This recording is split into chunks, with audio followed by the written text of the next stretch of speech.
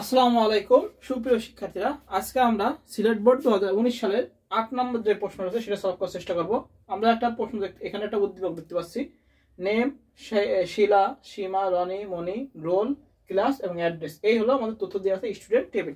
তো এবার আমরা প্রশ্নটা দেখব, প্রশ্নটা কেমন ছিল। এই যে আমার কাছে প্রশ্ন আছে, এই প্রশ্নটা এবার আমরা দেখবো এবং দেখে সলভের চেষ্টা চলে যাবো। তো আমার কাছে প্রশ্ন আছে, তো এই দেখে আমাদের সিলেট বোর্ড 2019 সালের এই যে প্রশ্ন। আমরা একটু দেখে নিই, যাদের কাছে প্রশ্ন নেই তারা স্ক্রিনশট নিয়ে দিতে পারি, যাদের কাছে আছে তাদের কাছে আছে। সিলেট বোর্ড 2019 সালের 8 নং প্রশ্ন। আচ্ছা, ক নম্বর প্রশ্ন আছে জাংশন টেবিল কি? জাংশন টেবিল কি?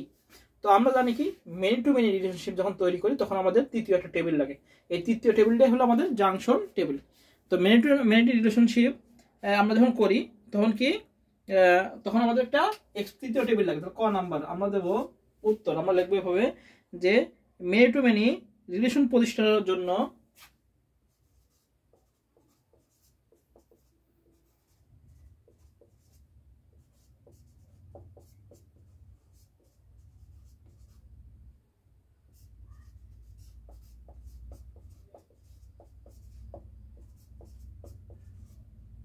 মেনি টু মেনি রিলেশন প্রতিষ্ঠার জন্য তৃতীয় আরেকটি টেবিলের প্রয়োজন হয়, যাকে জাংশন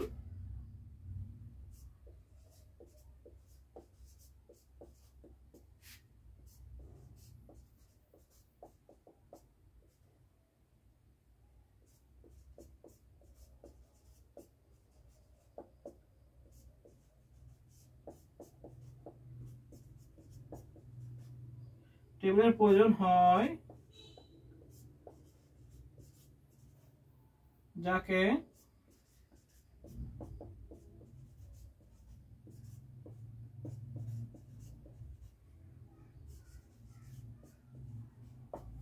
জাংশন টেবিল বলে। তো জাংশন টেবিল কি, এই যে আমরা লিখলাম মেনি টু মেনি রিলেশন প্রতিষ্ঠার জন্য তৃতীয় একটি টেবিলের প্রয়োজন হয়, যাকে কি বলা হয় জাংশন টেবিল বলে। এই হলো আমাদের ক নাম্বার উত্তর।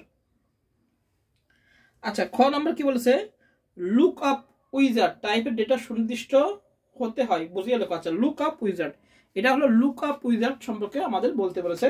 তো খ নাম্বার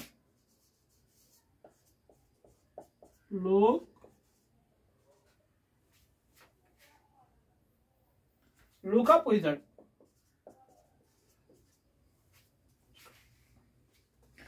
তো লুক আপ উইজার্ড কি বলেছে, যে আমাদের লুক আপ উইজার্ড হলো ডাটাবেজের টেবিল ডাটা টাইপ, তাই না?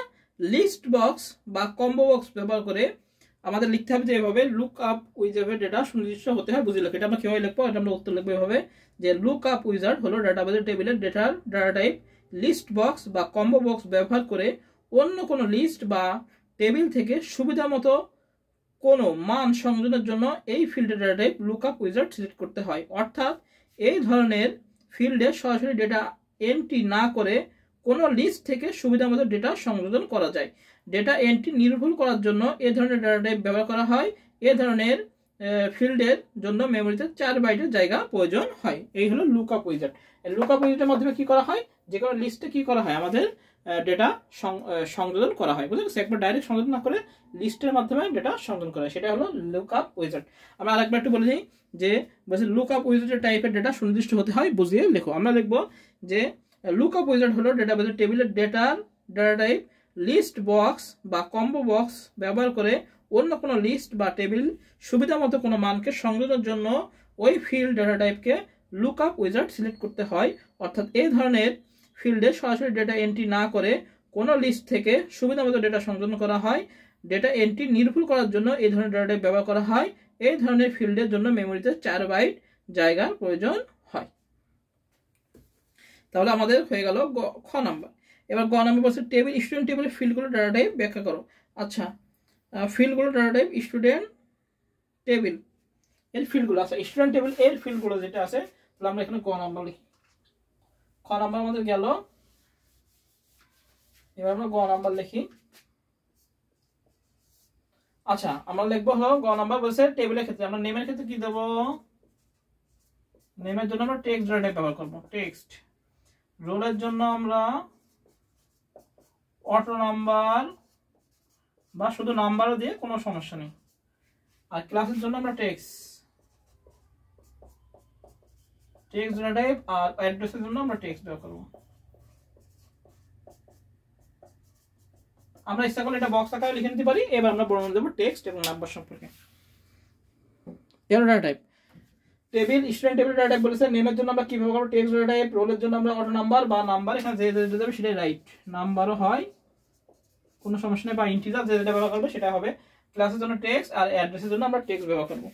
এবার আমরা এটা সম্পর্কে বর্ণনা লিখবো, যে নাম্বার সম্পর্কে লিখবো কি সংখ্যা বা জাতীয় নাম্বার, আর অটো নাম্বার যদি দিই তাহলে লিখবো আমরা সিরিয়াল অনুযায়ী না আসার জন্য অটো নাম্বার ব্যবহার হয়, যেমন সিরিয়াল নাম্বার, রোল নাম্বার। হ্যাঁ, আবার আমরা যদি নাম্বার যদি ব্যবহার করি তাহলে সংখ্যা বা সমস্ত নাম্বার জন্য ব্যবহার করবো, টেক্সটের জন্য আমরা টেক্সট ব্যবহার করবো। এভাবে লিখে দিলে আমাদের হয়ে যাবে।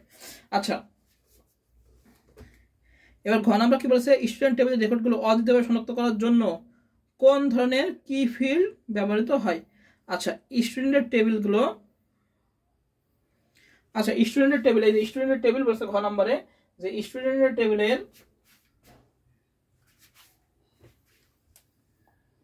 নিচে জায়গা নেই, নিচে লেখার জায়গা নেই, এই আমরা উপরেই লিখি।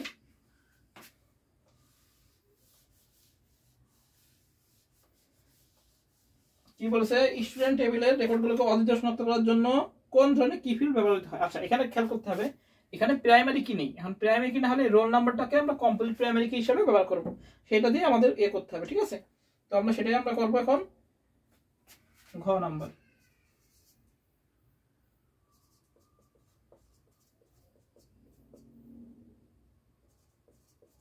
স্টুডেন্ট টেবিল এর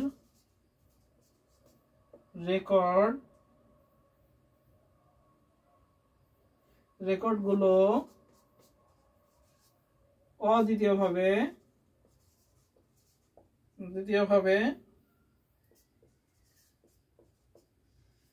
শনাক্ত করার জন্য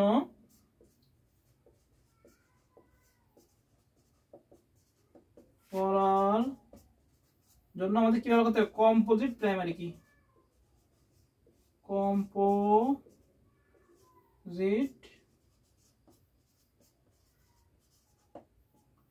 প্রাইমারি কি, কম্পোজিট প্রাইমারি কি, কয়রশ্মি কম্পোজিট প্রাইমারি কি ব্যবহৃত হবে।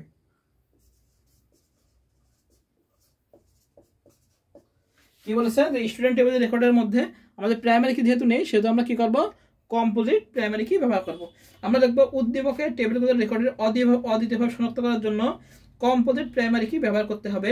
কারণ যখন কোনো ডেটাবেজে টেবিলে কোনো সুনির্দিষ্ট প্রাইমারি কি থাকে না, তখন একটি ফিল্ডকে প্রাইমারি কি ফিল্ড হিসেবে ব্যবহার করা যায় না। এক্ষেত্রে দুইটি ফিল্ডকে একত্রে প্রাইমারি কি ফিল্ড হিসেবে ব্যবহার করা হয়। এখানে উদ্দীপকের টেবিলে আমরা কিনতে পারি রোল এবং ক্লাস ফিল্ডের সমন্বয় ছাড়া প্রাইমারি কি ফিল্ড গঠন করা সম্ভব নয়।